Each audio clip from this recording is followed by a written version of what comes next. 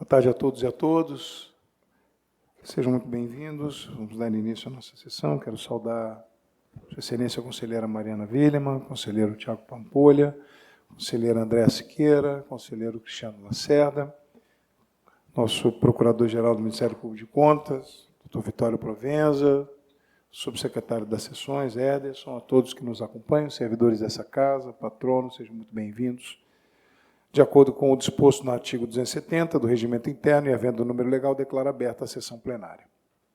Indago se estão de acordo com a ata da sessão plenária virtual de 28/7 a 1/8 de 2025 e a ata de sessão plenária ordinária de 30/7 de 2025, previamente distribuídas por meio de correio eletrônico, conforme artigo 293 e seus parágrafos do Regimento Interno. Todos de acordo? De acordo. As atas De acordo. As atas estão aprovadas. Comunico que estão ausentes da sessão de hoje o conselheiro Rodrigo Melo Nascimento e o conselheiro substituto Marcelo Verdini Maia, ambos com causa participada, conforme CIS circulares GAP 0624/2025 e 0556/2025. Solicito à Subsecretaria das Sessões que faça constar na ata a presença dos senhores conselheiros substitutos que estão substituindo conselheiros titulares na sessão de hoje, conforme atos executivos 25.825/2023 e 26.183/2024. Seguindo com os trabalhos, inverterei a pauta da sessão para iniciar com o julgamento dos processos cujos interessados formularam pedidos de sustentação oral. Da pauta do conselheiro Cristiano Lacerda Guerra, devolução de vista, voto número 4, processo TCE-RJ, trata-se de uma representação convertida em tomada de contas ex officio, instaurada no Instituto de Previdência dos Servidores Públicos do município de São Pedro da Aldeia, o Previspa.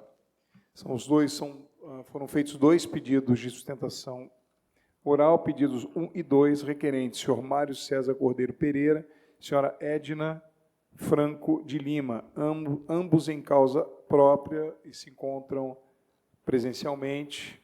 Quero saudá-los. Eu dou as boas-vindas ao senhor Mário César Cordeiro Pereira e senhora Edna Franco de Lima. Eu só esclareço a ambos que nos termos regimentais não está prevista, não é cabível sustentação oral em sede de embargo de declaração. Por essa razão, eu indago se há algum fato novo que queiram apresentar. Não havendo fato novo,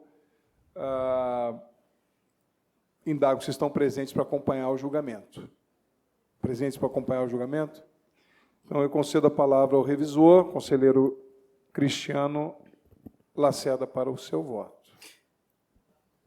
Boa tarde, senhores conselheiros, procurador do Ministério Público Especial, senhores patronos e partes interessadas, servidores do Tribunal de Contas do Estado do Rio de Janeiro. Presidente Márcio, por gentileza, qual o número que o senhor está se referindo? 4. É o voto número 4, devolução de vista, TCE J 203-7740 de 22. 7740 de 22, né? Isso. Nesse caso, devolvo sem voto revisor o processo e acompanho a conselheira Andréa Siqueira Martins. Não, pensando bem, não, eu vou pedir uma sessão. Okay. Exatamente, eu vou pedir uma sessão. Perdão, conselheiro. Ok. Pedido, portanto, retirado de pauta, voltará em continuação do julgamento. O revisor retirou de pauta por uma sessão. Eu agradeço a presença dos senhores Mário César Cordeiro Pereira e senhora Edna Franco de Lima. Voltará oportunamente em continuação do julgamento. Obrigado. Ainda da pauta do conselheiro Cristiano Lacerda, pauta ordinária, voto número 1, processo TCRJ 221-347, dígito 5 de 2023, trata-se de representação da SGE, convertida em tomada de contas ex officio, instaurada no Instituto Municipal de Previdência de Pinheiral. Um único pedido, o requerente é Zion Gestão de Recursos Limitada, representado por seu procurador, Dr. Fábio Mantuano Príncipe Martins, que se encontra presencialmente. Eu dou as boas-vindas ao Dr. Fábio Mantuano, convido a ocupar seu lugar na tribuna e concedo a palavra ao conselheiro Cristiano Lacerda para a leitura do relatório. Processo 221.347-7-5 de 2023, trata de tomada de contas especial ex officio, instaurada em decorrência de representação formulada pela SGE, a qual constatou danos ao erário decorrentes de irregularidades ocorridas no Fundo de Previdência Social do município de Pinheiral, na aplicação de recursos no Fundo de Investimento Brazilian Graveyard and Death Care Services, Fundo de Investimento Imobiliário. Em sessão de 11 de setembro de 2023, o plenário determinou conhecimento e procedência da representação, comunicação, conversão e tomada de contas ex officio e citação. Em análise, a documentação encaminhada, o corpo executivo sugere o cancelamento dos certificados de revelia, reconhecimento da revelia da empresa Crédito e Mercado Gestão de Valores Mobiliários, rejeição das razões de defesa, comunicação, declaração de inidoneidade, comunicação ao MPF e ciência ao MPRJ. O doutor do Parquet de Contas opina no mesmo sentido. Este é o relatório. Obrigado, conselheiro Cristiano. Eu passo a palavra ao doutor Fábio Antônio Príncipe Martins, pelo prazo regimental de 15 minutos para a sua sustentação oral. Obrigado, excelência, boa tarde a todos, egregia Corte de Contas, ilustres conselheiros e demais colegas aqui presentes. Eu não vou tomar muito tempo, vim aqui, na realidade, para aclarar alguns pontos em relação à imputação da Zion Gestão de Recursos. Essa tomada de contas especial trata de um investimento realizado pelo RPPS de Pinheiral na realidade, em dois fundos de investimento. O primeiro, como o ilustre relator relatou, é o Brazil Graveyard and Death Service, e o segundo é o Infinity Institucional Fundo de Investimento Multimercado. Eu gostaria de iniciar essa sustentação trazendo aqui a debate, mas, na verdade, uma crítica velada da CAD Previdência, com todas as vênias possíveis, ao investimento realizado, do que efetivamente a métrica para se apurar algum dano em relação ao investimento. É curioso, desde já, que desses dois investimentos, o primeiro, Infinity, que eu mencionei, ele foi reputado como um investimento regular, porque, na realidade, deu retorno financeiro. E o segundo, que é esse objeto dessa tomada de contas, foi reputado como irregular, porque, na realidade, não atingiu os parâmetros esperados de retorno da CAD Previdência. O investimento teria dado um prejuízo. Aqui, essencialmente, a gente está discutindo, senhores, se, efetivamente, os gestores do RPPS eles têm autonomia e têm, eventualmente, capacidade de realizar investimentos em fundos de investimentos imobiliários ou não. Essa circunstância não se liga, e ela não pode se ligar em nenhum momento, a qualquer postura ou qualquer ato praticado pela gestora, pela administradora, se não houve qualquer irregularidade nesses atos. E nos autos não há nenhuma imputação a nenhuma, enfim, dessas empresas, da gestora, da Zion, da Trustia, que é a administradora, da Multimercado, não há nenhuma imputação em relação a qualquer conduta irregular praticada. Nesse sentido, eu peço, Vênia, só para leitura rápida da única imputação que a Zion responde, que é a ausência da análise acurada, onde seja demonstrada inequivocamente a regularidade e a ausência de prejuízo oriundo das negociações entabuladas entre o fundo e as partes relacionadas ao fundo, seus gestores e administradores. Essa imputação ela abre caminho para duas análises, né? A primeira, o primeiro vetor dessa análise é o conflito de interesses, que está aqui traduzido de uma maneira um pouco subliminar, e a questão do dano calculado através do benchmark do fundo. Em relação ao conflito de interesse, desde já é preciso ressaltar o seguinte: tanto o RPPS de Pinheiral quanto todos os outros RPPS, inclusive muitos deles que estão de relatoria da conselheira Andréia, todos os RPPS e todos os investidores do fundo chancelaram as operações realizadas através de AGE própria para isso. E a CVM, analisando essa questão do conflito de interesses, que no mercado é uma questão que sempre se bota na mesa, ela estabeleceu na Resolução 580 de 2016, artigo 34, que, havendo chancela dos investidores, todos eles, não há conflito de interesse. E, portanto, isso foi o que ocorreu no caso dos autos. Todos os RPPS, todos os investidores, pessoas físicas, jurídicas, eles chancelaram em AGE própria todos os investimentos realizados pelo Fundo de Investimento Imobiliário. E aqui nós não estamos falando de FIP, nós estamos falando de Fundo de Investimento Imobiliário. Portanto, essa primeira alegação de que há um conflito de interesse, ela não se sustenta. Pela regulação da CVM, ela não se sustenta. E é curioso que a própria CVM nunca questionou nenhum ato praticado pelos gestores nesse fundo e nunca questionou as operações realizadas. Não há processo sancionador em relação a absolutamente nada relacionado a esse fundo. O segundo ponto que é o ponto principal, é o dano através do benchmark, né, da análise do benchmark. De início, eu preciso dizer que essa métrica ela não está correta. Há um erro conceitual do que vem a ser o benchmark de um fundo, e há um erro conceitual de qual parâmetro tem que ser utilizado para analisar se um fundo de investimento imobiliário que se pretende de longo prazo dá retorno ou não dá retorno. Benchmark é um potencial, é um norte a ser seguido. Ele é um parâmetro, mas ele jamais, em nenhum fundo, ele pode ser entendido como uma promessa de rentabilidade, como a área técnica está colocando nos autos. Ele não é uma promessa de rentabilidade. Ele é um parâmetro, o que se espera desse fundo. E acontece que, em mercado de renda variável, o fundo, às vezes, não performa como esperado. Isso não pode redundar em dano. Aqui a gente não está falando de mercado de renda fixa.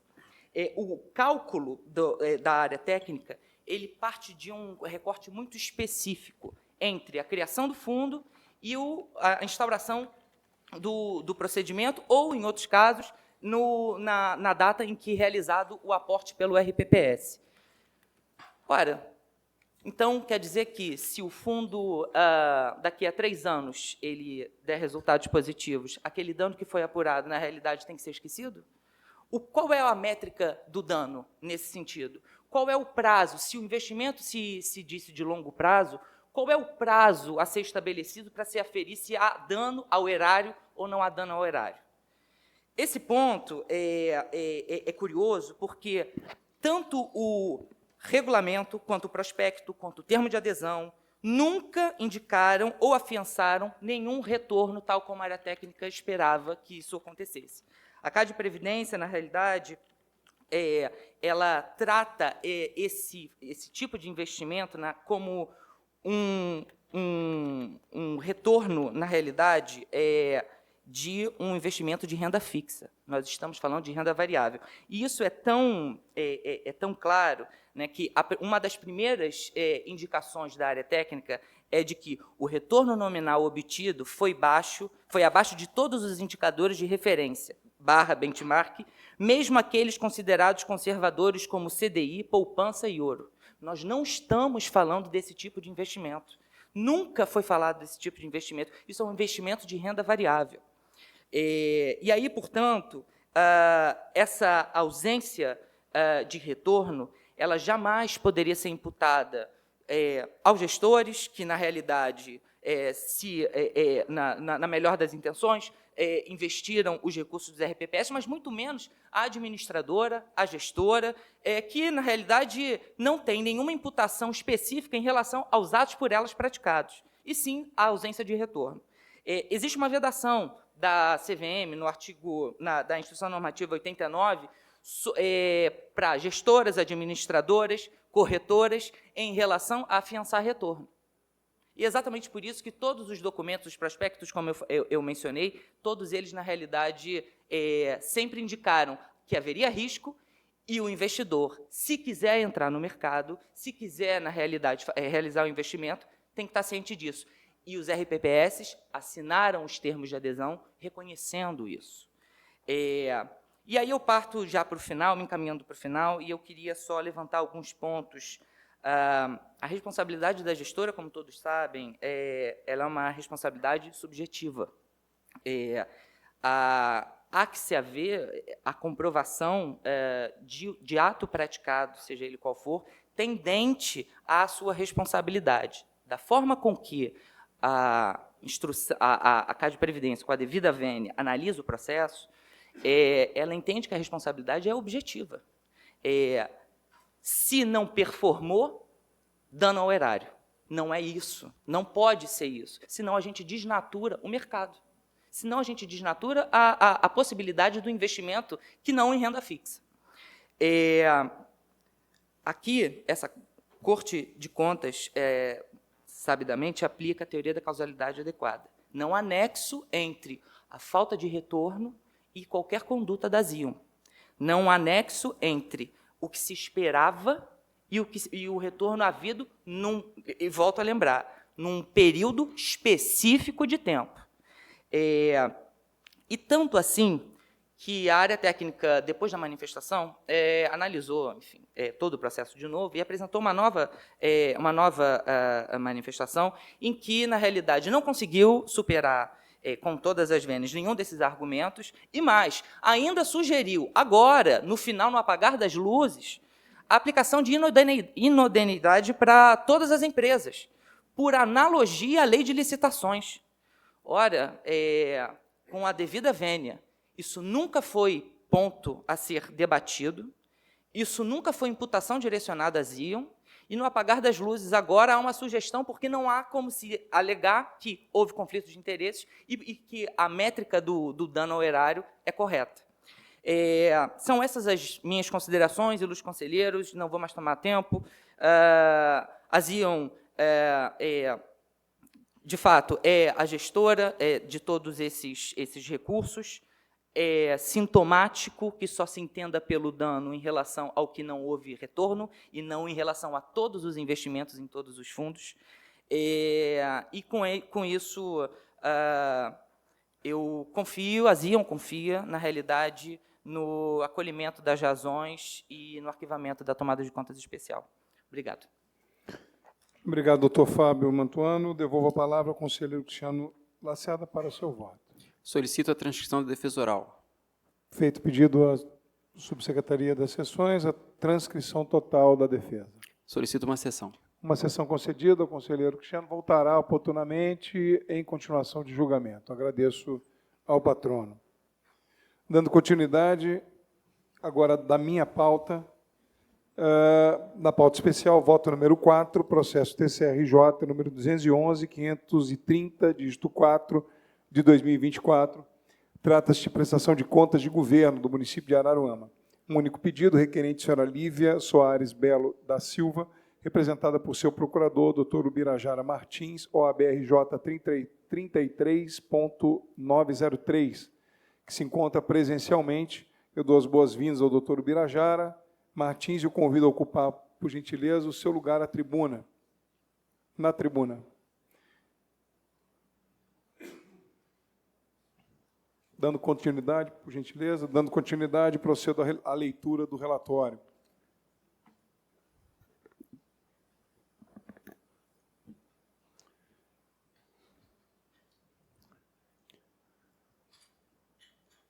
Sugiro também que a fala seja registrada em notas taquigráficas. Trago a apreciação desse plenário, a prestação de contas do chefe do Poder Executivo do município de Araruama, referente ao exercício de 2023, sob a responsabilidade da senhora Lívia Soares Belo da Silva. Em análise preliminar, a unidade de auditoria sugeriu a emissão de parecer prévio contrário à aprovação das contas, apontando 3 irregularidades. Abertura de créditos adicionais com base em excesso de arrecadação, sem a devida comprovação do excesso apurado. Divergências entre o orçamento final e os valores registrados no balanço orçamentário consolidado. E 3, o não atingimento do equilíbrio financeiro do exercício. Além disso, destacou, entre outras impropriedades, a ausência de disponibilidades de caixa. dos recursos previstos na Lei 12.858 de 2013, destinados à educação e à saúde, para cobrir os montantes legalmente vinculados, não aplicados até o encerramento do exercício. O Ministério Público de Contas acompanhou parcialmente essa manifestação, excluindo uma das irregularidades e unificando as demais, mas corroborando com as impropriedades apontadas e mantendo a conclusão pela emissão de parecer prévio contrário. Garantido o contraditório, a responsável apresentou defesa e documentação. Após reanálise, o corpo instrutivo manteve a proposta pela emissão de parecer prévio contrário, consolidando os apontamentos em uma irregularidade, referente à abertura de créditos sem indicação dos recursos correspondentes, e mantendo as impropriedades que resultaram em determinações, recomendações e comunicações. Em seguida, o Ministério Público de Contas manifestou-se novamente e manteve integralmente o entendimento técnico, concordando com a manifestação final da coordenadoria. Encerradas essas etapas, os autos foram encaminhados ao meu gabinete para análise. Eis o relatório. Concedo a palavra ao doutor Ubirajara Martins, pelo prazo regimental de 15 minutos para a sua sustentação oral. Boa tarde a todos. Excelentíssimo senhor conselheiro relator, saúdo respeitosamente Vossa Excelência, estendendo os meus cumprimentos a todos os demais membros dessa histórica e gloriosa Casa de Contas. Estamos reunidos na presente sessão para apreciação das contas relativas ao exercício financeiro de 2023, sob a responsabilidade da então prefeita Lívia Soares Belo da Silva, Lívia de Chiquinho, que, sem qualquer sombra de dúvida, é reconhecida por esse orador e pela esmagadora maioria dos munícipes de Araruama como uma das mais competentes e compromissadas gestoras da história do nosso município. De plano, é imprescindível ressaltar que todas as contas dos 2 mandatos exercidos pela mencionada gestora foram aprovados por essa Corte, sempre em estrita observância aos índices constitucionais e legais.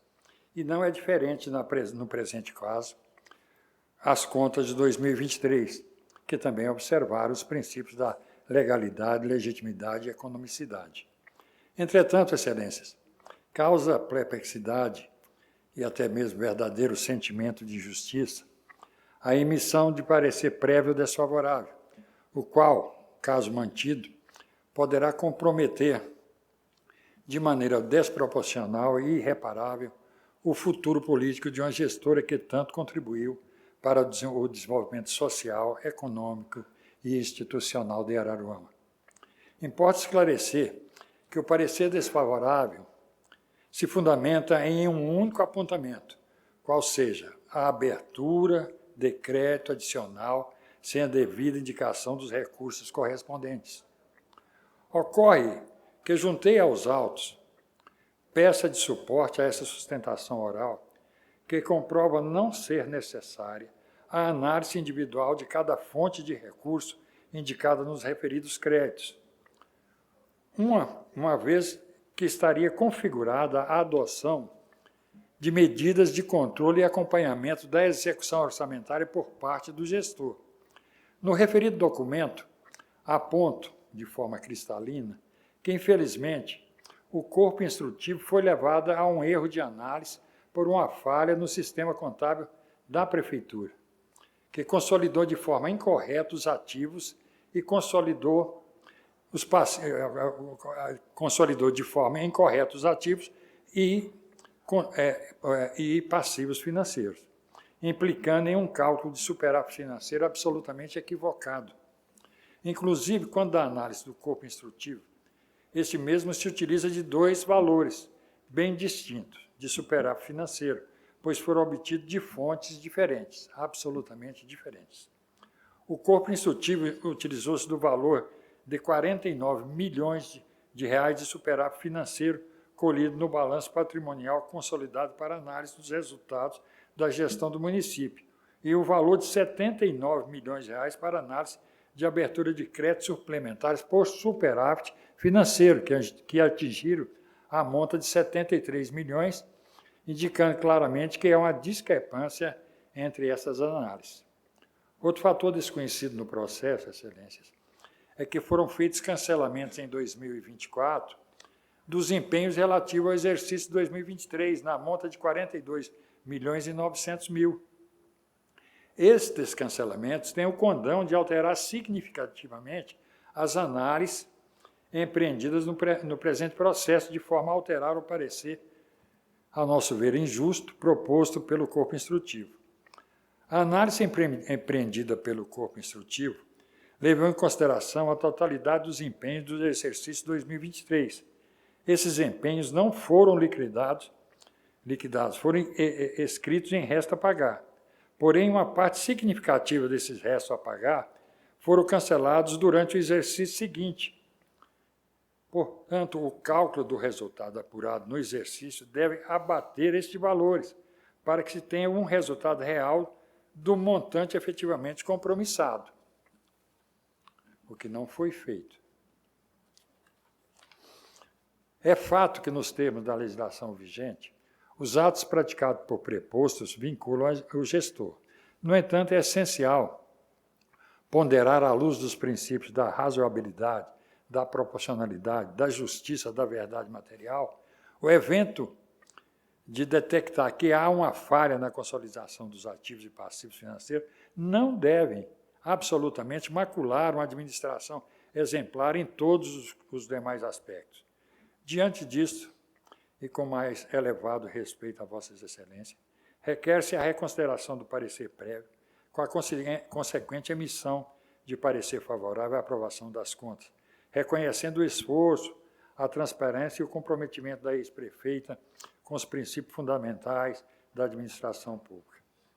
Esta honrada Corte de Contas, cuja atuação é marcada por decisões técnicas, prudentes e equilibradas, certamente saberá fazer prevalecer a justiça, acolhendo a verdade material que se extrai da análise do conjunto da gestão. Importante destacar alguns números da gestão. Gasto com a educação, 29,38%. Gasto com a saúde, 28,33%. Todos acima do nível constitucional. Gasto com pessoal, 33,60%. Valor bem abaixo do limite preconizado pela Lei de Responsabilidade Fiscal, ou seja, a gestão tem a característica de fazer mais com menos, indicando uma gestão altamente responsável e progressista. Permita-me, por fim, enumerar algumas das realizações marcantes do governo da ex-prefeita Lívia Soares Belo da Silva, Lívia de Chiquim, que transformaram de forma definitiva a realidade do glorioso município de Araruama. Implantação do primeiro hotel escola juvenil bilíngue do Brasil, com ênfase em gastronomia e hotelaria. Criação de 3 escolas bilíngues temáticas, uma com orientação em agronegócio e turismo rural, outra com orientação militar e a terceira com foco em gastronomia, cujos alunos ingressam no 6º ano e concluem o 9º ano com fluência em inglês. Inauguração de 11 escolas ecológicas, com sistema de captação de águas de chuva e energia solar, promovendo a educação ambiental e cidadania. Entrega de 16 creches municipais de alto padrão. Avanços expressivos na saúde pública, com inauguração de 3 grandes hospitais municipais, Hospital Geral com Maternidade, Hospital Municipal dos Olhos e o Hospital Municipal Universitário. Instalação de 19 policlínicas em diferentes bairros. Criação de um centro de imagem de grande porte, equipado com tecnologia de ponta. Estruturação de uma clínica especializada no atendimento do idoso, garantindo dignidade e cuidado integral. E, de forma sensível e humana, a implantação de um centro de acolhimento para pessoas de situação de rua, construindo em um sítio adaptado com estrutura adequada para garantir moradia digna, alimentação, atendimento psicológico e reinserção social, cujo o sítio é o objetivo maior. Tais feitos evidenciam a gestão voltadas ao interesse público, ao bem-estar social, à promoção dos direitos fundamentais. Destaque, Excelências, solicito de forma encarecidamente que o ilustre relator, considere os elementos enviados como documento de suporte a essa defesa oral na emissão do seu parecer. Muito obrigado. Agradeço ao doutor Ubirajara. Encerrada a manifestação, passo à leitura do meu voto. Inicialmente, ressalto que a alegação complementar, apresentada pelo jurisdicionado em 5 de agosto de 2025, por meio do documento número 15653, dígito 6 de 2025, embora intempestiva, foi analisada e, nosso ver, não merece acolhimento, pois não demonstra o nexo causal com a irregularidade apontada. Além disso, os cancelamentos de empenhos apresentados ocorreram no exercício de 2024, período diverso daquele ora examinado. Em respeito ao princípio da anualidade orçamentária, esses atos deverão ser apreciados nas contas referentes ao exercício de 2024, no processo TCRJ número 212.558, dígito 5, de 25. Ainda, o valor do superávit financeiro, questionado pelo jurisdicionado em sua defesa derradeira, refere-se a um montante consolidado, ou seja, incluindo todas as fontes de recursos e não apenas aquelas que apresentaram superávit, conforme requer o defendente. Em relação aos cancelamentos de restos a pagar no exercício de 2024, de despesas empenhadas em 2023, tal argumento, como já mencionei, não pode prosperar uma vez que viola o princípio constitucional da anualidade orçamentária e não tem condão de alterar o resultado orçamentário do exercício apreciado. Dito isso, registro minha adesão à irregularidade apontada pelas instâncias que me antecederam, referente à abertura de créditos adicionais com fundamento em excesso de arrecadação, sem a devida comprovação desse excesso.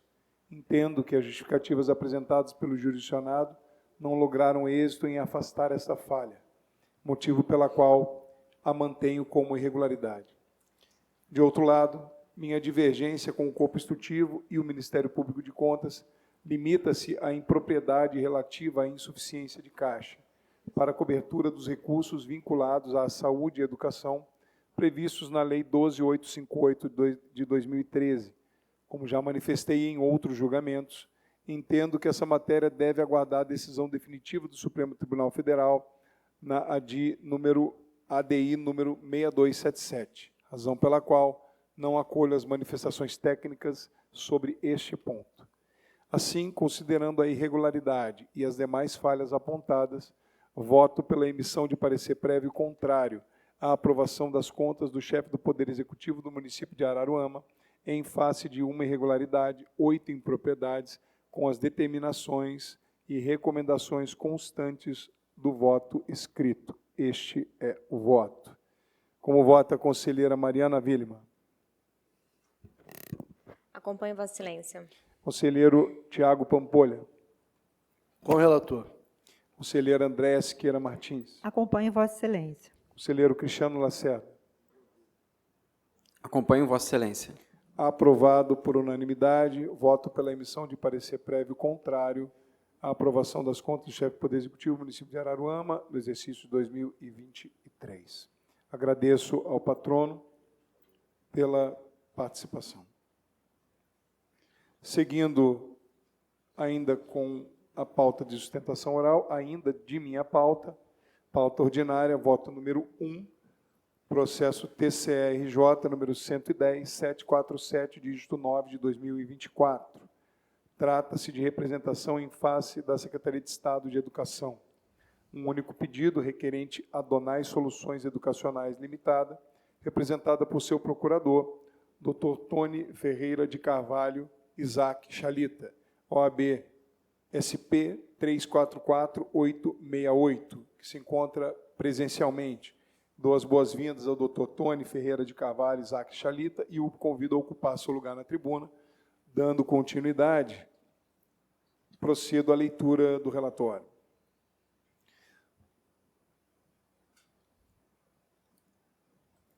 Um minuto, por favor. Trata-se de representação formulada pela empresa 18 GB, comércio de equipamentos ilimitado, e questiona a contratação direta por inexigibilidade de licitação, realizada pela Secretaria de Estado de Educação, visando a aquisição de 350 mesas interativas com tecnologia assistiva destinada ao público-alvo da educação especial, na perspectiva da educação inclusiva, no valor de R$ 8.746.500, formalizada no contrato administrativo número 26 de 2023. Consta nos autos requerimento de sustentação oral apresentado pelo patrono da representada. Adianto, contudo, que meu voto é pela improcedência da representação e assim indago se a parte deseja prosseguir com a sustentação, assegurando a possibilidade de fazê-lo no momento oportuno, se assim entender necessário. Eu indago a Vossa Senhoria, se assim... Excelência, em contribuição a esse tribunal, evidentemente, eu abro mão da sustentação para o bom andamento do trabalho. Considerando essa opção, eu sigo, portanto, com a apresentação do relatório, seguindo com o voto. O cerne da apresentação cinge-se à alegação de suposta ausência de exclusividade no fornecimento do produto contratado, requerendo, por consequência, a nulidade do contrato e a realização do procedimento licitatório. Em essência, o argumento central é que a contratação direta seria indevida, pois existiriam outros fornecedores capazes de atender ao objeto, afastando a hipótese de inexigibilidade. Em decisões monocráticas anteriores, determinei comunicações e diligências ao secretário de Estado da Educação, ao órgão central de controle interno da Secretaria de Educação, ao advogado da empresa contratada e à própria representante, assegurando o pleno contraditório e a ampla defesa. Também indeferia a tutela provisória pleiteada por ausência de elementos que justificassem a suspensão cautelar do contrato. O processo foi detidamente instruído pela Coordenadoria de Auditoria em Políticas de Tecnologia da Informação, que realizou uma análise técnico-pericial minuciosa dos documentos apresentados, incluindo laudos comparativos de patentes, registros industriais e funcionalidades dos produtos envolvidos. A instrução revelou, de forma inequívoca, que os produtos comparados não são equivalentes. Foram identificadas diferenças construtivas, funcionais e operacionais substanciais entre a solução tecnológica adquirida, o Playtable, da empresa Adonai, e os equipamentos apontados pela representante como similares. Esses elementos técnicos reforçam a singularidade do objeto e afastam de maneira fundamentada a tese de existência de mercado concorrencial capaz de inviabilizar a inexigibilidade. Além disso, ficou demonstrado que a Secretaria de Educação atendeu às recomendações da Procuradoria-Geral do Estado, reforçando a exclusividade e a adequação do produto às necessidades específicas do público-alvo da educação especial na perspectiva da inclusão.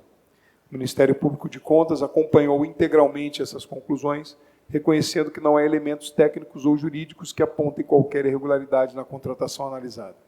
Diante desse contexto, não subsiste nos autos qualquer fundamento que ampare a alegação de ilegalidade. Assim, voto pela improcedência da representação com as comunicações da atual secretária de Estado de Educação e à representante nos termos constantes do voto escrito e pelo arquivamento do processo. Este é o voto. Como vota a conselheira Mariana Villa?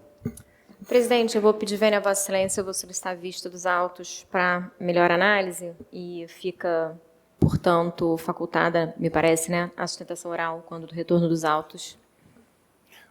Concedido, portanto, o pedido de vista à conselheira Mariana. Os demais aguardam? Aguardo. Aguardo. Aguardam.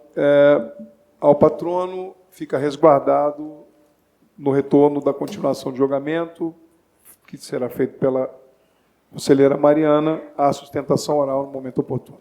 Perfeitamente. Muito obrigado, presidente. Muito obrigado, senhoras e senhores conselheiros. Obrigado. Agora, da pauta da conselheira Andréa Siqueira Martins, pauta ordinária, voto número 2, processo TCRJ, número 206, 537, dígito 9, de 2021. Trata-se de relatório de auditoria governamental realizado no Instituto de Assistência, Previdência e Pensões dos Servidores Municipais de Iguaba Grande. Há um único pedido, requerentes, senhores Alan Simonassi da Silva, Rogério Maia Vieira, Ronan Canelas Tavares, Rosana Aparecida Rodrigues Alves e Victor Medeiros Mendes da Silva, todos representados pelo procurador Dr. Matheus Vitor Calheiro de Assis, OAB PE 570811. Encontra-se em ambiente remoto. Eu dou as boas-vindas ao Dr. Matheus Vitor Calheiro de Assis, que está presente no nosso ambiente virtual, informa ao patrono que, conforme disposto no artigo 272, parágrafo 4 do Regimento Interno, havendo mais de um interessado em realizar a sustentação oral, o prazo regimental de 15 minutos será concedido em dobro e dividido igualmente entre os requerentes, de maneira que cada um, neste caso, terá 6 minutos para sua defesa, totalizando 30 minutos. Dito isso, eu passo a palavra à conselheira André Siqueira Martins para a leitura do relatório. Senhores conselheiros, trata-se de uma auditoria governamental realizada no Instituto de Assistência, Previdência e Pensões dos Servidores Municipais de Guaba Grande, sob a forma ordinária, com o objetivo de analisar a qualidade das aplicações de recursos do regime próprio de previdência em fundos de investimentos, de forma a identificar possível gestão temerária dos recursos previdenciários em atendimento ao determinado pelo plenário desta Corte de Contas, nos autos de representação apresentada por autoridade responsável da Secretaria da Previdência do Ministério do Trabalho e Previdência. Houve decisão anterior, datada de 6 de abril de 2022, pela conversão parcial deste processo em tomada de contas ex officio, com a respectiva notificação dos responsáveis para apresentarem razões de defesa.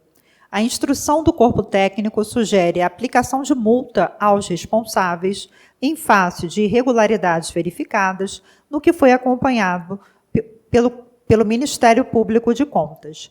Este é o relatório. Obrigado, conselheiro André. Concedo a palavra ao doutor Matheus Vitor Calheiro de Assis, pelo prazo regimental de 30 minutos para a sua sustentação oral. Excelentíssima senhora conselheira relatora, doutora André Siqueira Martins, na pessoa de quem saúde os demais membros deste egrégio Tribunal de Contas, ilustres representantes do Ministério Público de Contas, servidores desta casa e todos ora presentes. Excelentíssimos, eu falo em nome dos membros do Comitê de Investimento do período analisado, 2016 a 2020, do diretor-presidente e também do diretor financeiro do RPPS do município de Iguaba Grande. E antes de abordar, esse contexto todo nas nossas defesas, é importante deixar qual é o ponto fulcral dessa análise. E qual seria essa análise? A discussão é se os recursos previdenciários do município de Iguaba Grande, do RPPS, foram aplicados na época em conformidade com a resolução 3922 de 2010 ou não. E para isso, excelentíssimos, precisamos entender qual é o trabalho, de fato, do comitê e um gestor público nessa seara de RPPS. Uma cadeira pública desse porte, é necessário conhecer diversas áreas. Contabilidade, atuarial, previdenciário, direito administrativo, gestão de pessoas, sobretudo também, um caso importante, mercado financeiro e mercado de capitais. Além do conhecimento do mercado financeiro e de capitais, é preciso bater uma meta atuarial, que é, literalmente, um sonho de todo gestor profissional de se alcançar. Se formos agora a Faria Lima, de São Paulo, e perguntássemos a maiores casas de investimentos do Brasil, se eles conseguiram, no período analisado da fiscalização, bater a meta, o benchmark de IPCA mais 6, eu garanto que a maioria vai dizer não, mesmo sendo formado em Harvard, Wharton, Yale, USP, INSPE, etc. Eu faço um destaque sobre esse assunto, porque no período analisado, a gestão, os membros da PPS de Iguaba Grande fiscalizados, não somente atingiram a meta, como superaram. E isso não é retórica, são números evidenciados nos autos. A carteira saiu de cerca de 43 milhões de reais para mais de 76 milhões de reais. Uma rentabilidade acumulada em torno de 73%. E agora eu os indago. Como uma gestão que entrega resultados positivos, dessa forma, pode ser taxada como temerária? E aqui vamos tecer alguns comentários sobre a própria fiscalização em si. A discussão principal era se os investimentos eram legítimos ou não de acordo com a legislação. E o que é que traz essa legitimidade de fato para o RPPS investir em um fundo, ele estando legal ou não? A resposta é bem simples, são processos. A legislação exige processos ao investir em um fundo de investimento. O Previgal atende esses critérios, excelências, completamente. Os processos estavam sempre evidenciados em ato, né? A excelentíssima conselheira relatora, o Comitê Previguaba, antes de aplicar em fundos, né, sempre discutia em atas do comitê, solicitava previamente a consultoria de investimentos, uma análise também dos fundos, uma opinião, realizava o credenciamento e até mesmo as APRs. Né? E quais são os apontamentos destacados, né, pela eminente fiscalização? São dois pontos interpretativos de hermenêutica de aplicação da legislação. O primeiro ponto diz respeito aos fundos fiscalizados e que haveria uma vedação de aplicação em fundos destinados exclusivamente a investidores qualificados. E essa vedação era se o RPPS não atendesse esses critérios. Isso é inquestionável. Esse requisito, né, exige até hoje. Né? Contudo, excelentíssimos, é também inquestionável que tal obrigação só veio a ser exigida pela vigência da resolução 4604 de 2017, né, que alterou a resolução mãe, que é 3922. Então, todas as aplicações destacadas nos autos foram feitas anterior à vigência dessa nova lei, né, nessa nova resolução, que trouxe essa vedação. Né? Ou seja, antes das aplicações pelo RPPS de Previguaba, né, não havia nenhuma vedação, né, que trouxesse desabonasse de fato esses investimentos. E mais, o legislador, ele, em sua sabedoria, né, ele previu que poderia acontecer uma situação similar a essa, né, de uma legislação nova interpondo uma regra enquanto investimentos pretéritos foram realizados. E a resolução 3922, no artigo 21, parágrafo 1º, ela permite expressamente a manutenção desses investimentos pelo prazo de investimento, sem que isso desenquadre o investimento em si. Né? Então, veja, a gente tem, no momento que foi feito o investimento na época, não havia vedação legal para isso. E quando trouxe a nova legislação, trazendo essas regras, né, impondo essas regras, a legislação prevê a adequabilidade desse investimento até o seu vencimento, né, desde que não seja possível resgate, que são os casos dos fundos. Os fundos são fechados, vedados de resgate. Então, assim, em nenhum momento, seja desenquadramento ativo ou passivo, estão presentes nos autos. E eu faço um destaque que, mesmo que fosse exigido à época dos investimentos, o Previguaba estaria enquadrado. Por quê? A discussão toda é que o Previguaba não teria o CRP administrativo ativo, por isso ele não seria investidor qualificado. E, de fato, uma regra da legislação sobre esse assunto. Porém, diversas PPS do Brasil possuem o CRP judicial, né, que não é o administrativo, por alguns requisitos. E o Previguaba, na sua integritude, né, ele possui uma sentença transitada e julgada, reconhecendo que ele não pode receber nenhuma sanção pela ausência desse CRP administrativo.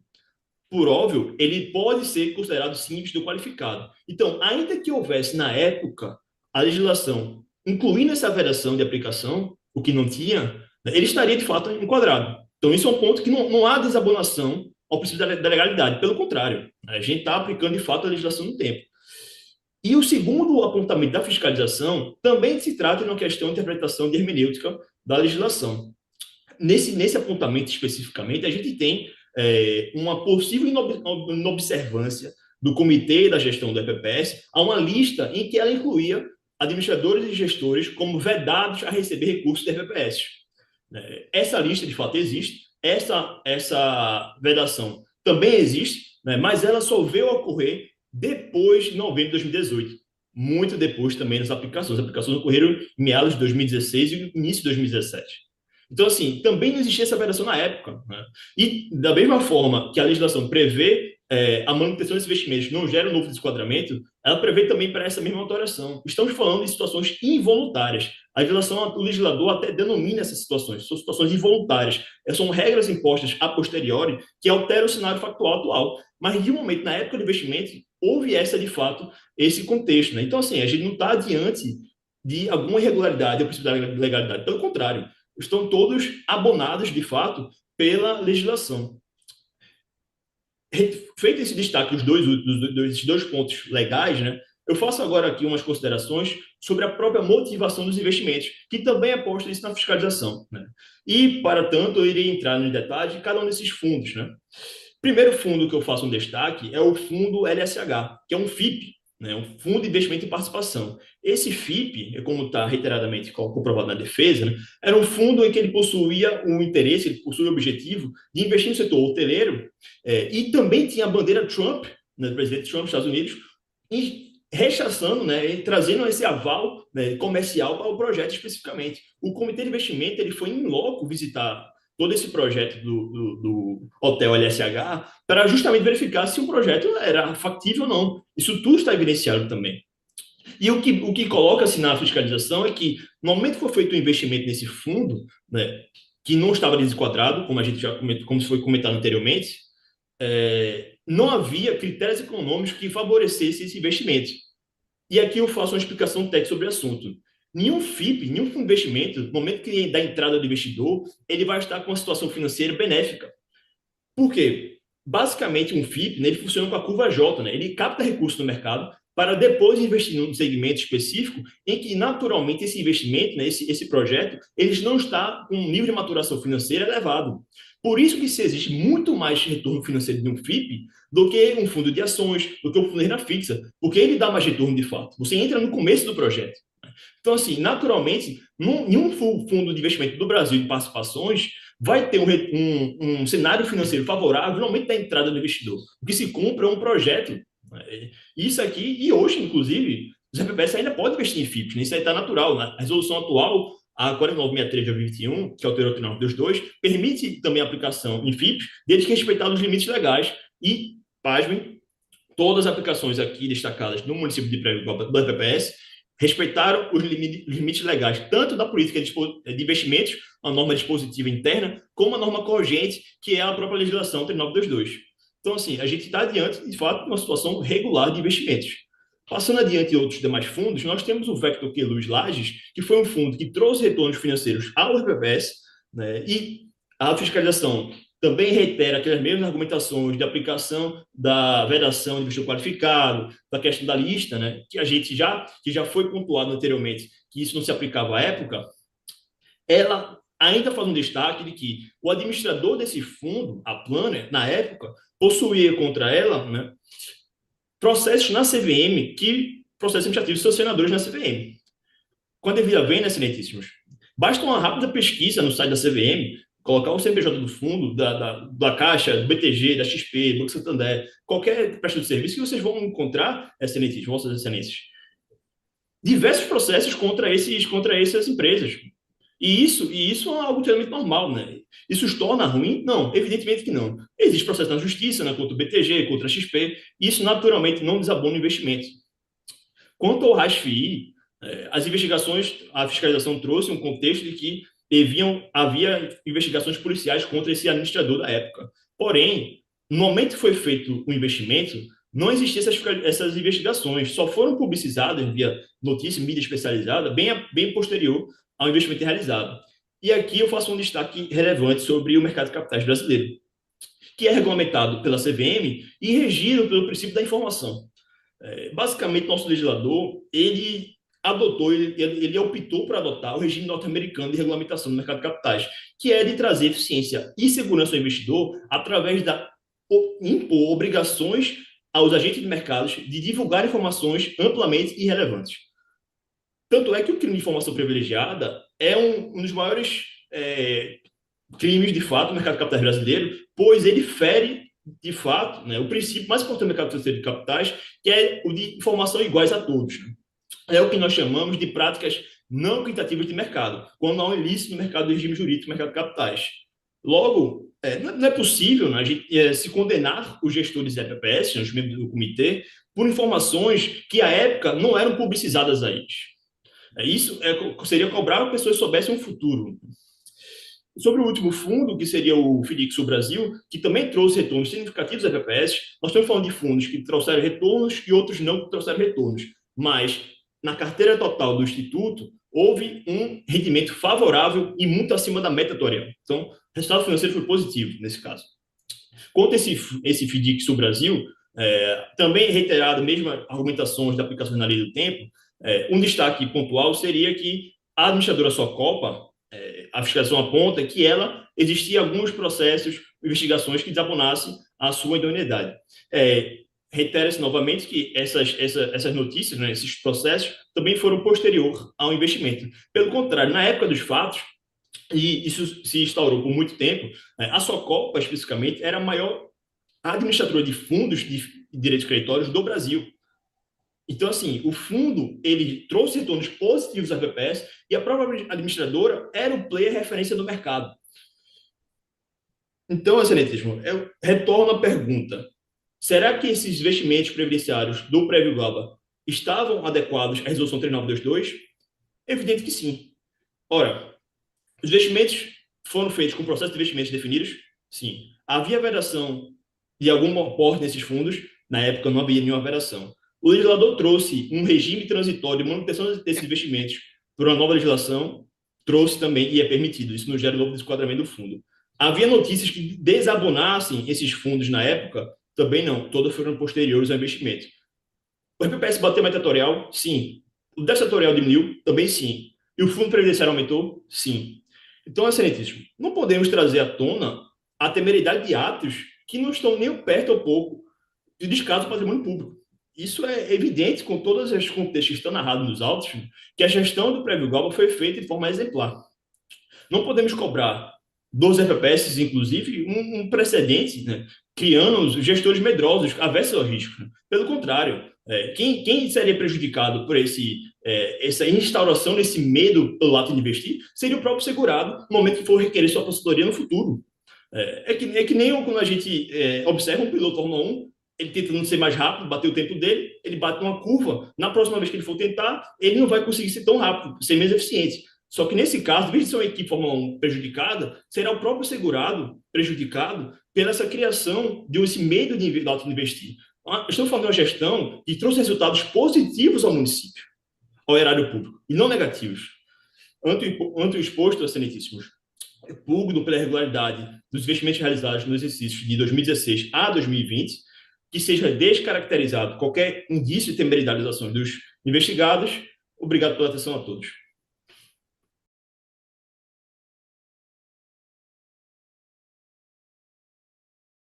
Encerrado, portanto, devolvo a palavra à conselheira Andréa Siqueira Martins, para o seu voto.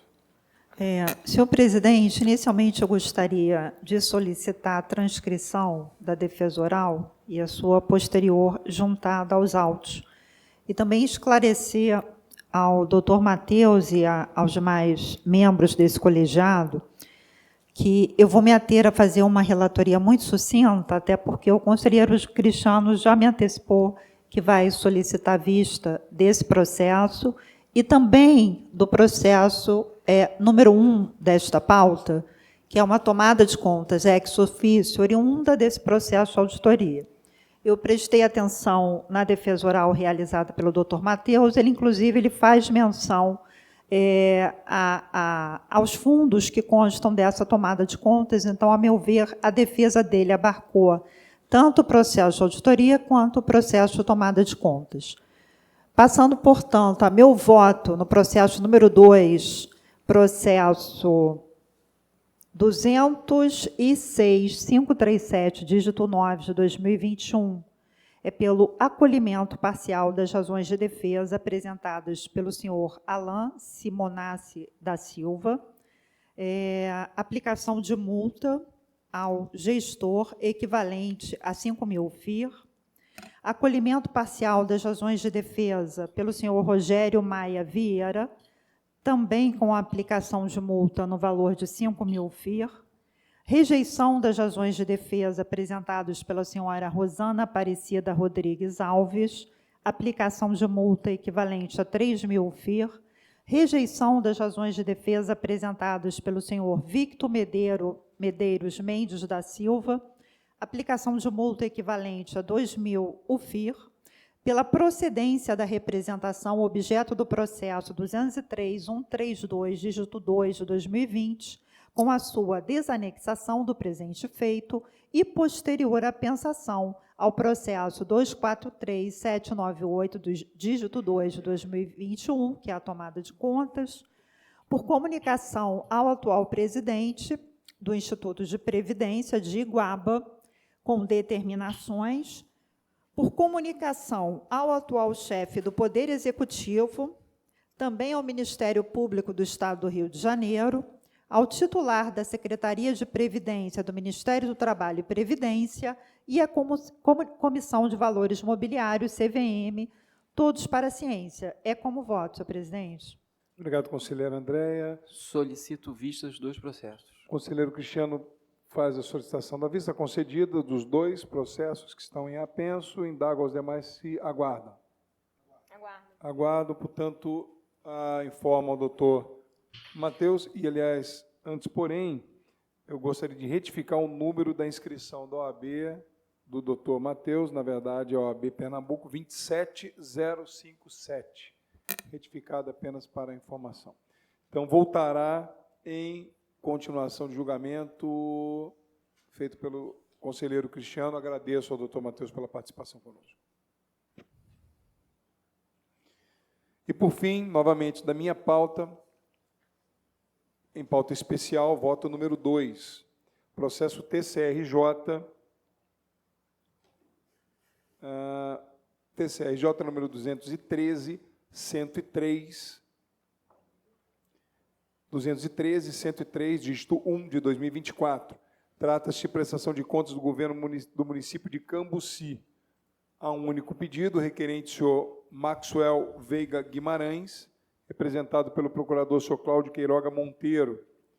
Dou as boas-vindas ao senhor Cláudio Queiroga Monteiro, que está presente no nosso ambiente virtual. Passo a leitura do relatório.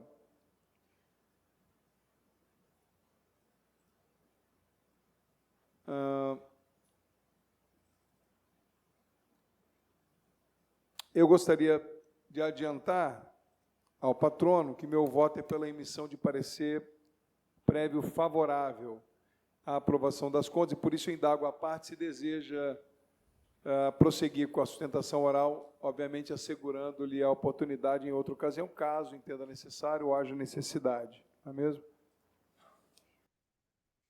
Boa tarde a todos. Boa tarde, conselheiro presidente Márcio Pacheco, relator, né, das contas de governo de 2023 de Cambuci. Considerando, né, a posição de Vossa Excelência, né, favorável, declino do direito de sustentação oral. Muito obrigado, um abraço. Obrigado, senhor Cláudio Queiroga Monteiro. Passo, portanto, ao voto.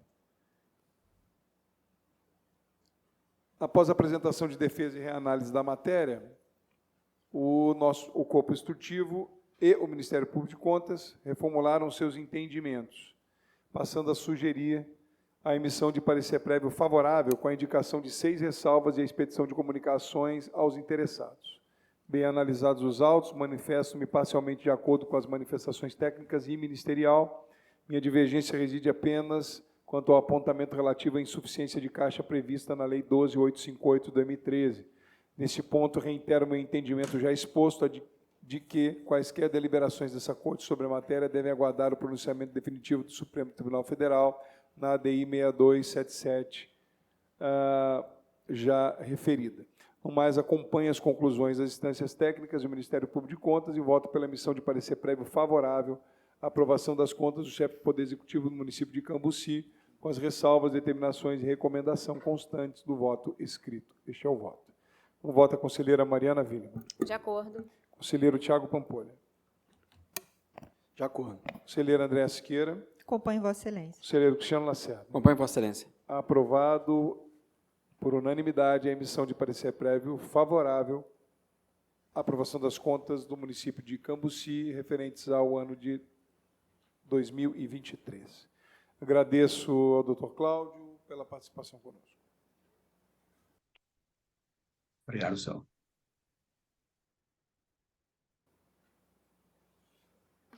Não havendo mais pedido de sustentação oral, convido a relatar pela ordem a conselheira Mariana Montebello. Boa tarde, presidente. Boa tarde a todos. Eu inicio a minha pauta desta sessão promovendo a devolução de um processo com o voto vista. É um processo da relatoria do conselheiro Marcelo Verdini Maia. Acredito que Vossa Excelência fará encaminhar os autos ao gabinete de Sua Excelência, uma vez que ele não se encontra presente nesta sessão. De toda forma, eu vou desde logo apresentar de maneira resumida a minha divergência, e ela basicamente se reporta à forma de apuração da irregularidade remanescente. Essa irregularidade, ela envolve o pagamento retroativo de abono de férias, de abono constitucional de férias a vereadores, né? E eu trago aqui ao entendimento que foi firmado no julgamento da consulta respondida por esse tribunal, consulta 25 de 2019, processo 2316240 de 2018, em que ficou reconhecido o direito constitucional ao terço de férias por parte dos agentes políticos, e inclusive com reconhecimento a partir do marco temporal de 24 de agosto de 2017, de maneira que esse pagamento ele se torna legítimo aos agentes políticos que gozaram férias após essa data ou que eventualmente adquiriram o direito, ainda assim não o exerceram. Há, inclusive, precedente dessa Corte. Por essa razão, eu divirjo para apontar a necessidade de complementação das informações para fins de apuração do montante passível de ressarcimento, com comunicação à Câmara de Vereadores e retorno dos autos à Secretaria-Geral de Controle Externo. Em breve síntese, essa é a razão da minha divergência. Obrigado, conselheira Mariana. Conforme referido por Vossa Excelência, eu devolverei o processo ao relator, visto que ele não se encontra presencialmente no dia de hoje. Os demais, obviamente, aguardam. Vamos aguardar o retorno do posicionamento do relator. Agradeço a conselheira Mariana. Na sequência, um processo também que eu estou fazendo a devolução, sem voto vista, processo que versa a respeito de um relatório de justiça governamental convertido em tomada de contas ex officio, na Companhia Municipal de Limpeza Urbana de Niterói. Salvo engano, há voto da conselheira Andréia e voto do conselheiro Marcelo, me parece, nesses autos. Eu estou devolvendo sem voto vista.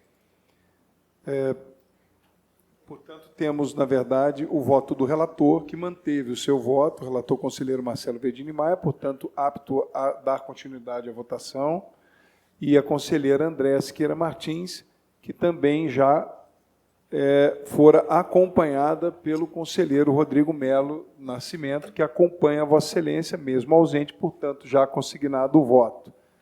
Eu, então, passo a palavra a Vossa Excelência, a conselheira Andréa, se quer se manifestar. Eu vou manter meu voto, Excelência. Mantenha o voto. Então, vamos lá. Temos, portanto, conselheira Mariana Willimann acompanha o voto do conselheiro Verdini. Não. O conselheiro Andréia. Eu acompanho o voto da conselheira Andréia. Não havia ficado claro no início, no final do Não, eu não tinha proferido voto. Não, eu havia só falado que eu só tinha devolvendo. devolvido. Então, Vossa Excelência acompanhou Acompanha a conselheira o voto Andréia. da conselheira Andréia. Isso. Então, temos, portanto, o voto do conselheiro Marcelo Verdini e o voto da conselheira Andréia, que está sendo acompanhada pela conselheira Mariana e o conselheiro Rodrigo Melo Nascimento. Conselheiro Tiago Pampolha, como vota? Presidente, salvo engano, esse é aquele processo que eu não... Deixa eu verificar. O conselheiro Nolasco já havia...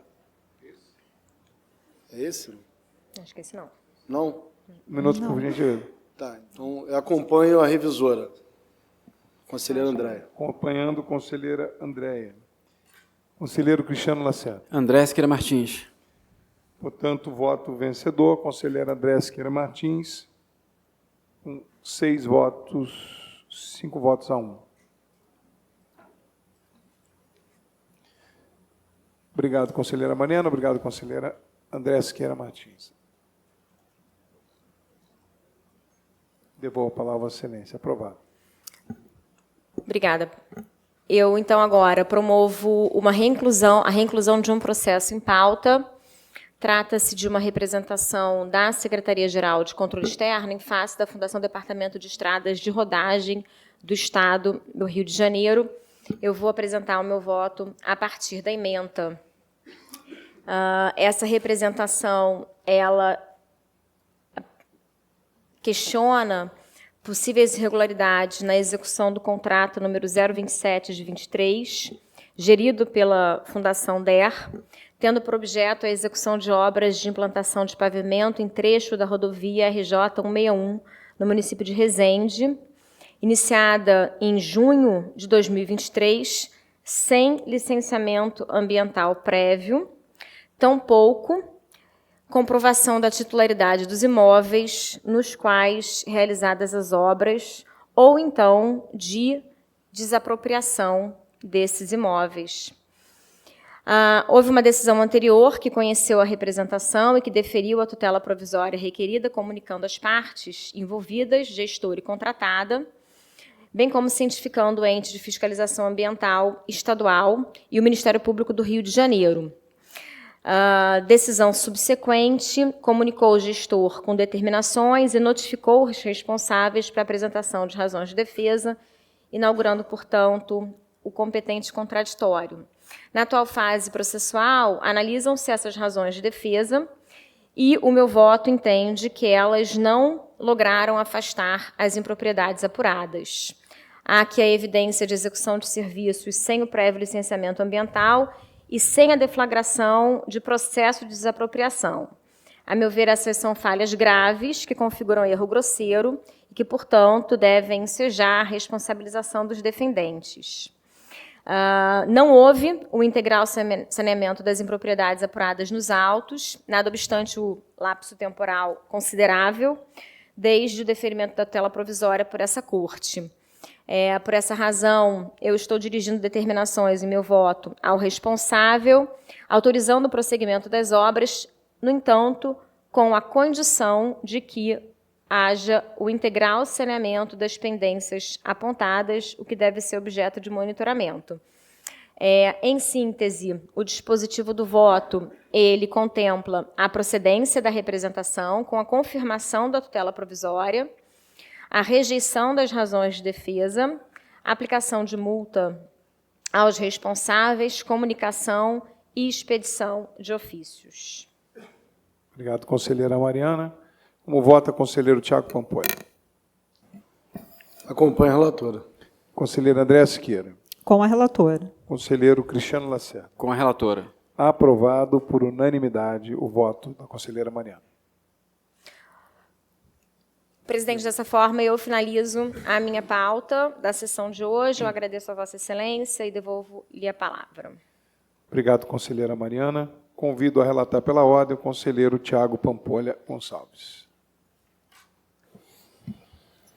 Inicia a pauta, presidente. Cumprimento a todos os conselheiros. Inicia a pauta com um processo de devolução de vista. TCE número 100, 306, dígito 5, 2022. Restitui os presentes autos sem emissão de voto revisor à conselheira relatora Mariana Montebello Williman. Devolve, portanto, sem voto revisor. Indago a conselheira Mariana se mantém o voto. Mantenho. Como vota a conselheira Andréa Siqueira? Acompanha a relatora. Conselheiro Cristiano Lacerda. Relatora. Aprovado por unanimidade o voto da conselheira Mariana Montebello Williman. Em reinclusão de pauta, eu trago um processo que é a prestação de contas de governo municipal do município de Volta Redonda, 212.436, dígito 9, 2024. Trata-se de representação de contas do governo do município de Volta Redonda referente ao exercício de 2023, com responsabilidade do senhor Antônio Francisco Neto e Sebastião Faria de Souza, este último no período de 29/11/2023 a 28 de dezembro de 2023. O Corpo Instrutivo e o Ministério Público de Contas, após regular tramitação do processo e concessão de oportunidades para apresentação de esclarecimentos por parte dos responsáveis pelas contas, sugere a emissão de parecer prévio favorável à aprovação das contas do senhor Sebastião Faria de Souza e a emissão de parecer prévio contrário à aprovação das contas do senhor Antônio Francisco Neto, em razão das seguintes irregularidades. 1. Aplicação de 13,08% das receitas com impostos e transferências de impostos na manutenção e desenvolvimento do ensino, descumprindo o limite mínimo de 25%. Não aplicação de 145 milhões do saldo remanescente dos recursos destinados à educação em 2020 e 2021, os quais deveriam ter sido aplicados até o final de 2023. Levando em consideração as citadas irregularidades, concordo com as propostas instrutivas e faço apenas um pequeno ajuste no que se refere à questão da Lei 12.858 de 2013, diante do recente despacho proferido pelo ministro Luiz Fux, na de 6277. Assim sendo, e diante de tudo o que foi apresentado, trago voto pela emissão de parecer prévio favorável à aprovação das contas do senhor Sebastião Faria de Souza, pela emissão de parecer prévio contrário à aprovação das contas do senhor Antônio Francisco Neto, com 2 irregularidades, 11 impropriedades e 13 determinações, comunicações, expedição de ofício ao Ministério Público Estadual e Ministério da Saúde e à Secretaria do Tesouro Nacional e arquivamento do processo. É como voto, presidente. Obrigado, conselheiro Tiago Pampolha. Como vota a conselheira Andréa Siqueira? Acompanho o relator. Conselheiro Cristiano Lacerda. Com o relator. Conselheira Mariana Villa. Acompanho o relator. Aprovado por unanimidade o voto do conselheiro Tiago Pampolha. Agora, em pauta ordinária, primeiro processo é uma representação, Fundação Saúde do Estado do Rio de Janeiro, TCE número 112.750, dígito 0, 2024, que trata-se de representação sem pedido de tutela provisória, proposta pelo deputado Flávio Serafini, quanto a irregularidades na Fundação Saúde do Estado do Rio de Janeiro, especificamente em relação à contratação de serviços para atendimento de demandas da sociedade. A representação atende os pressupostos de admissibilidade do regime interno dessa Corte, razão por que conheço da representação. Contudo, considerando os vários processos de fiscalização já instaurados nesse tribunal para avaliação das notórias irregularidades apontadas pelo ilustre deputado, tenho por bem arquivar os atos sem resolução de mérito, porém, somente após detalhado relatório informando ao deputado sobre o andamento de todas essas ações de fiscalização. Sendo assim, voto pelo conhecimento dessa representação, pelo arquivamento dessa representação sem exame de mérito, pela comunicação ao representante para que tome ciência dessa decisão e das diversas ações de controle já em curso nesse Tribunal de Contas. É como voto, presidente. Como vota a conselheira Andréa Siqueira? Acompanho o relator. Conselheiro Cristiano Lacerda. Relator. Conselheira Mariana Villa. Acompanho o relator. Aprovado por unanimidade o voto do conselheiro Tiago Pampolha. O segundo processo da pauta ordinária, representação em face de licitação de possíveis irregularidades contidas em edital de pregão eletrônico para prestação de serviços de fornecimento de solução informatizada para emissão de autos de infração pelo DETRAN. A questão central envolve uma suposta concessão irregular de benefícios previstos na Lei Complementar 123 de 2006 e suposta ausência de comprovação de qualificação técnica. Os autos retornam a oitiva prévia ao gestor público e à sociedade empresária contratada. O contrato já foi assinado e, por isso, está caracterizado periculum in mora inverso, o que motiva o indeferimento da tutela provisória. Contudo, as questões aqui tratadas ainda demandam uma manifestação exauriente da autoridade jurisdicionada. Nesse sentido, portanto, voto pelo conhecimento da representação, pelo indeferimento da tutela provisória e pela comunicação ao jurisdicionado. É como voto. Obrigado, conselheiro Tiago. Apenas para registro, trata-se do processo 102.513, dígito 0, de 2025, voto Perfeito. 2 da pauta ordinária. Confere? Confere. Como vota a conselheira Andréa Siqueira? Acompanho o relator. Conselheiro Cristiano Lacerda. Relator. Conselheira Mariana Villa. Também de acordo com o voto. Aprovado por unanimidade. Presidente, trago, por último, uma denúncia que eu votarei com a devida vênia. Esse processo engloba aqui o processo de número 214.876, dígito 9, 2025, e duas representações seguintes, 215.0645, de 2025, e 215.867, dígito 5, 2025. Com a devida vênia, eu gostaria de fazê-lo em conjunto.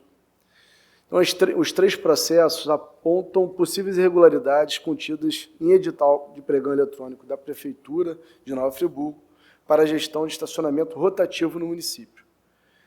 Dentre essas irregularidades, uma delas, apontada nas duas representações, indica a existência de requisitos de qualificação técnico-operacional excessivamente restritivos à competitividade, razão por que me parece oportuno, em sede de exame sumário, conceder a tutela provisória de modo a acolher a manifestação exauriente do jurisdicionado acerca da questão.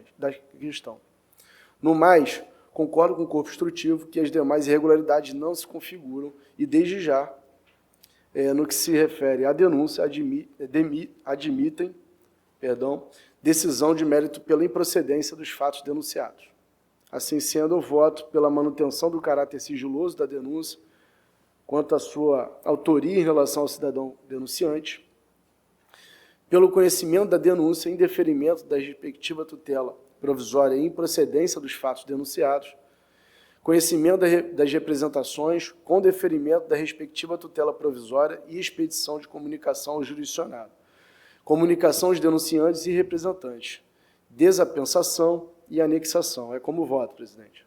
Obrigado, conselheiro Tiago Pampolha. Como vota a conselheira André Siqueira? Acompanho. Conselheiro Cristiano Lacerda. Com o relator. Conselheira Mariana Willemann. Estou de acordo. Aprovado por unanimidade. Presidente, encerrei a pauta. Agradeço e devolvo a palavra a Vossa Excelência. Obrigado, conselheiro Tiago. Passo a palavra e convido a relatar pela ordem a conselheira André Siqueira Martins. Senhores conselheiros, eu vou relatar em conjunto os processos desta pauta de reinclusão por meio de voto único. Versam os autos sobre contrato número 1004/2013, decorrente ato de dispensa de licitação, celebrado pelo município de Duque de Caxias em favor de sociedades empresárias, visando a contratação em caráter emergencial da prestação de variados serviços de saúde pública nas unidades da Secretaria Municipal de Saúde. A decisão embargada atribuiu ao senhor Alexandre Aguiar Cardoso a responsabilidade pelas irregularidades até então identificadas.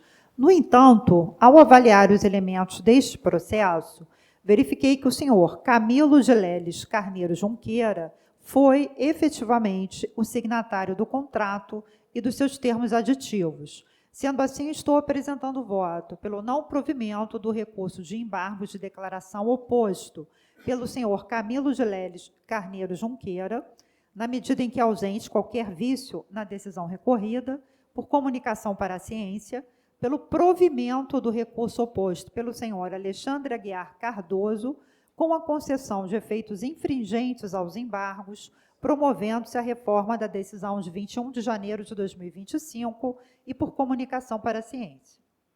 Obrigado, conselheira Andréia. Portanto, votos de número 1 a 7. 1 a 7 colocados em votação em bloco. Há um pedido de destaque de Sua Excelência, conselheira Mariana Willemann. Há algum apontamento, conselheira? Não. Não. E, portanto, indago se todos estão de acordo com o voto da conselheira Andréia. De acordo. De acordo. De acordo. Aprovado por unanimidade, votos de número 1 a 7 da pauta de reinclusão.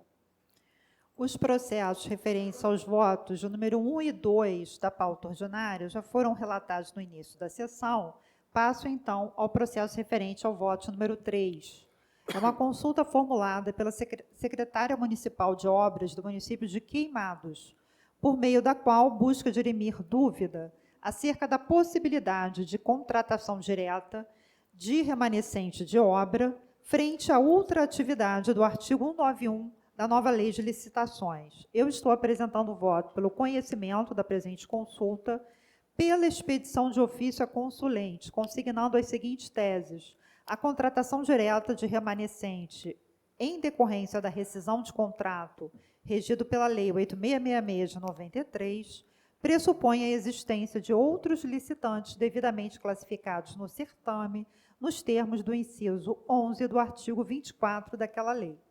Diante da ausência de licitantes classificados no certame que deu origem ao contrato rescindido, será incabível a hipótese de dispensa prevista naquele normativo legal, devendo ser instaurado novo procedimento licitatório para a realização da contratação, que será regido pela lei então vigente, a nova Lei de Licitações. E, por último, por comunicação à consulente e posterior arquivamento dos autos. Obrigado, conselheira André. Como vota o conselheiro Cristiano Lacerda? Com a relatora. Conselheira Mariana Willemann. Acompanho a relatora. Conselheiro Tiago Pampolha. Com a nobre relatora. Aprovado por unanimidade. Senhor presidente, eu encerro aqui a minha pauta, agradeço e devolvo a palavra a Vossa Excelência. Obrigado, conselheira Andréa. Convido a relatar, pela ordem, conselheiro Cristiano Lacerda. Solicito a retirada de pauta dos processos que receberam os votos 1, 2 e 3, que estão em devolução de vista. Retirada de pauta. Os 3 processos da pauta de devolução de vista. Exatamente, os 3 primeiros. Já o 4º processo, ele foi relatado no início da sessão. Passo para a reinclusão em pauta, na qual trago um relatório de auditoria governamental realizada na Prefeitura de Goitacazes em 2021, que teve como objetivo a verificação da legalidade da contratação de pessoas físicas com pagamento por intermédio de recibo de pagamento autônomo, RPA, para o desempenho de funções inerentes a cargos públicos de provimento efetivo da Prefeitura Municipal. Após detido o exame dos autos, entendo que as razões de defesa apresentadas pelos jurisdicionados não foram capazes de rechaçar a imputação de admissão irregular de pessoal por meio de RPA, ou que enseja aplicação de multa aos jurisdicionados. Com relação aos senhores Vladimir Oliveira e Wagner de Castro, suspendo a aplicação de sanção de multa com fulcro no artigo 88, parágrafo único, inciso 2 do Regimento Interno desta Corte, tendo em vista a conexão do presente processo com o TAG celebrado no âmbito do processo TCRJ número 249606-7 de 22, uma vez que se utilizam de mesmo objeto. Desta forma, voto pelo não acolhimento das razões de defesa, aplicação de multa, suspensão da aplicação de multa aos senhores Vladimir e Wagner, determinação, comunicação com determinação, ciência, comunicação e apensação. Obrigado, conselheiro Cristiano. Está consignado o impedimento da conselheira Mariana Williman. Como vota o conselheiro Tiago Pampolha? Acompanho o relator. Conselheiro André Siqueira. Acompanhe o relator. Aprovado com 3 votos, o voto do conselheiro Cristiano Lacerda. Passo para a pauta ordinária. Contudo, o único processo que é contido nessa pauta já foi relatado no início da sessão. Dessa forma, encerro minha relatoria, agradeço a oportunidade e devolvo a palavra a Vossa Excelência. Obrigado, conselheiro Cristiano. Por fim, passo aos processos de minha pauta. Tenho 2 processos pendentes ainda para análise e submeto à apreciação deste plenário. O primeiro versa sobre prestação de contas do governo do chefe do Poder Executivo do município de Miracema, referente ao exercício 2023, sob a responsabilidade do senhor Clóvis Toches de Barros, e feita a análise desta forma, como exposto em meu voto escrito, eu afastei a irregularidade, convertendo em ressalva e determinação, examinando detidamente os autos, entendo quanto à irregularidade referida relacionada à aplicação e educação, que assiste em razão ao Ministério Público de Contas, o valor que deixou de ser aplicado corresponde a 0,11%, montante que, a meu sentir, não possui materialidade suficiente para comprometer a regularidade da gestão como um todo. Portanto, o meu voto é pela emissão de parecer prévio favorável às contas do chefe do Poder Executivo do município de Miracema, referentes ao exercício 2023, com 10 ressalvas e determinações, além da comunicação aos responsáveis e, ao final, o arquivamento dos autos. Este é o voto. Com voto a conselheira Mariana Williman. Acompanho Vossa Excelência. Conselheiro Tiago Pampolha. Acompanho Vossa Excelência. Conselheira André Siqueira. Também acompanho Vossa Excelência. Conselheiro Cristiano Lacerda. Acompanho Vossa Excelência. Aprovado por unanimidade o parecer prévio favorável. Aprovação das contas do chefe do Poder Executivo de Miracema, exercício 2023.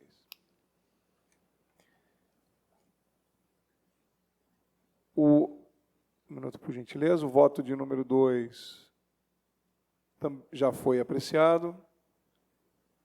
Informo a Vossa Excelência que estou retirando de pauta o processo de número 3. Trata-se da prestação de contas de governo municipal da Prefeitura de Campos dos Goitacazes. Estou retirando de pauta. O voto número 4 também já foi relatado. Apenas para conferir. Já foi.